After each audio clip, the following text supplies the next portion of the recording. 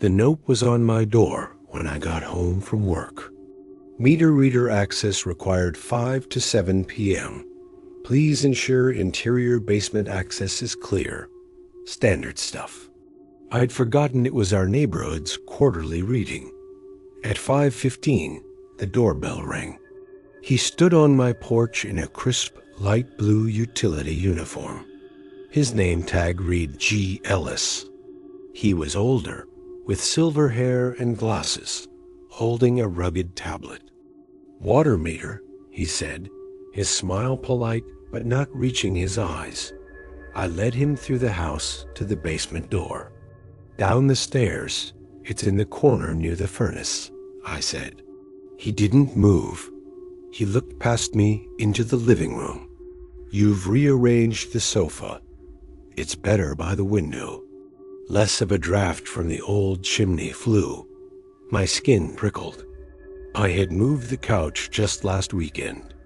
How could he know about the draft? I'd only noticed it myself. "Old houses," he said, as if reading my thoughts. "I know this one. I've been reading its meter for a long time." He finally descended the stairs. I waited in the kitchen, unease growing. I heard the metallic scrape of the meter cover, then silence. Too long a silence. I called down, "Everything okay?" His voice floated up, calm and clear. "The flow rate is high. Have you noticed any dripping? From the second-floor bathroom sink, perhaps? The cold valve on the left." I froze. There was a drip in that exact sink. A tiny, intermittent one I'd been meaning to fix. I'd never mentioned it to anyone. He came back up, wiping his hands on a cloth. He didn't look at me.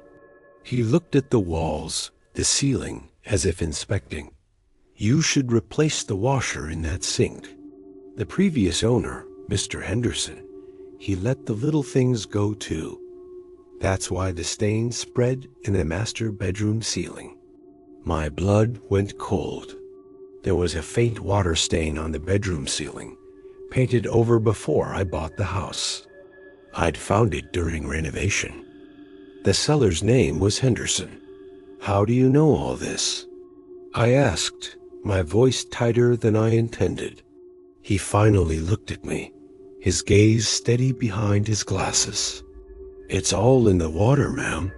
The history of a house flows through its pipes. The leaks, the repairs, the habits." He tapped his tablet. "My readings are very thorough." He walked toward the front door, then paused, his hand on the frame. "Your usage is up. Significant indoor consumption. Are you running something new? A humidifier, perhaps?" I hadn't. I shook my head. "Pity," he said softly. "It often starts that way. A small, constant demand. Then it grows." He gave that empty smile again.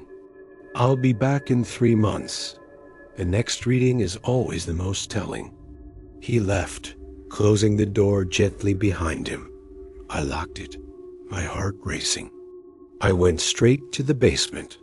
The meter was in its niche. Nothing seemed amiss. But on the concrete floor beneath it, perfectly centered, was one of his work gloves. A heavy leather one. I picked it up to run after him, but he was gone from the street. The glove was stiff, worn, and smelled of damp earth and old metal. Stitched inside the cuff, in faded thread, were not initials, but a number, 117. That night, I couldn't sleep.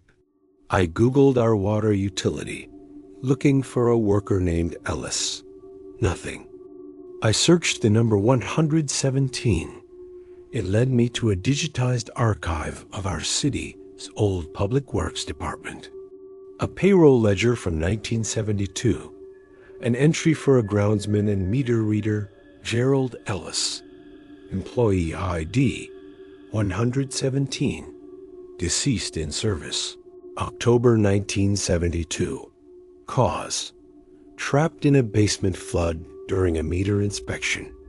My breath caught in my throat. The article from a local paper had a small, grainy photo. Silver hair, glasses, a light blue uniform. The next morning, I called the water company. I described the man. They were confused. "Ma'am," the customer service rep said, "we don't do interior readings anymore. All our meters are digital and external since the late 90s. We haven't sent a meter reader into a home in over 20 years. And we certainly don't have an employee named Gerald Ellis." I hung up, the room spinning. I looked at the basement door. I thought of his words. It often starts that way. A small, constant demand. Then it grows. I ran downstairs. The meter was still. But from the pipes deep within the stone foundation, I heard a new sound. Faint but unmistakable. Not a drip, a pulse. A slow, rhythmic thump. Thump, thump, like a second heartbeat echoing through the veins of my house. And I knew, with cold certainty, that he hadn't been reading the meter. He'd been checking on something else. Something that's been here, using the water, leading in the pipes, growing stronger with every drop. And in 3 months, he'll be back for his next reading, to see if it's finally ready.